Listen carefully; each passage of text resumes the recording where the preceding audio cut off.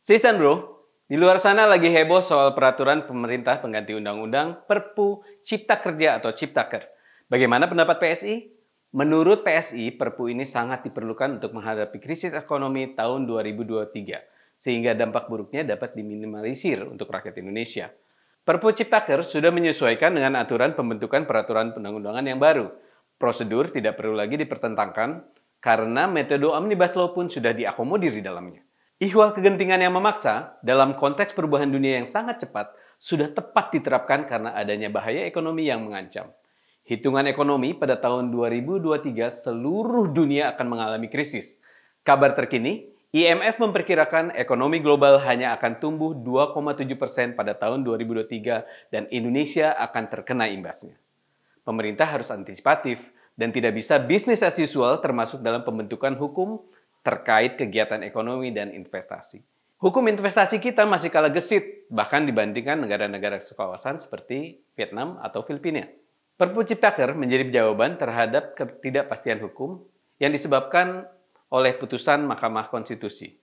UU Ciptaker sendiri menurut putusan MK masih berlaku, namun pemerintah dilarang membuat peraturan turunan kebijakan strategis berdasarkan UU Ciptaker, serta harus menunggu revisi yang dibuat oleh DPR. Hal tersebut menimbulkan kegelisahan dan masalah baik bagi buruh maupun pengusaha. Sis dan bro, memang DPR punya waktu 2 tahun sejak November 2021. Namun tahun 2023 adalah tahun politik. Produktivitas DPR yang selama ini cukup rendah sudah pasti menurun karena sebagian anggota mulai berkampanye. Hampir dapat dipastikan revisi Undang-Undang Ciptaker secara normal tidak akan selesai tahun ini atau bahkan tahun depan. PSI berharap DPR tetap konsisten dan solid menyetujui Perpu Ciptaker ini pada masa persidangan berikutnya. Secara materi, Undang-Undang Ciptaker belum pernah dibatalkan, sehingga semestinya pembahasan tidak terlalu lama. Setelah itu, uji materi bisa diajukan, barulah kita berdebat tentang isinya. Perdebatan akademis yang terjadi pada saat ini adalah antara positivisme dan progresivisme dalam pembentukan hukum. Hukum progresif menghendaki hukum itu dibentuk untuk manusia. Kebutuhan ekonomi rakyat karenanya harus menjadi penggerak dalam perubahan hukum dan sistem hukum. Kekakuan ala positivis hanya akan mengakibatkan hukum selalu tertinggal dari kemajuan. Terbukti ketika terjadi disrupsi teknologi. Hukum kita keteteran. Menghadapi krisis 2023 ini, hukum kita harus progresif. Lalu bagaimana pernyataan sejumlah kalangan bahwa Perpu ini bisa menjadi jalan bagi pemakzulan Presiden Jokowi? Alasan pemakzulan tercantum jelas dalam UUD 45.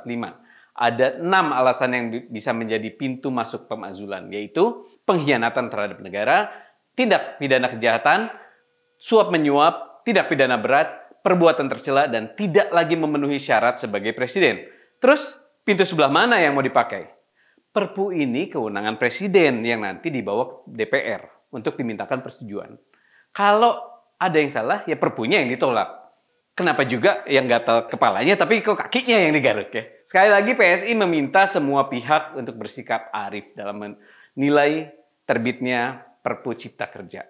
Perpu ini terbit sebagai antisipasi ancaman resesi dunia berdasarkan data-data yang kredibel. Lembaga-lembaga dunia sudah memberikan warning resesi. Kita mau satset jangan sampai terlambat. Juga terhambat. Jadi secepatnya diterbitkan aturan ini.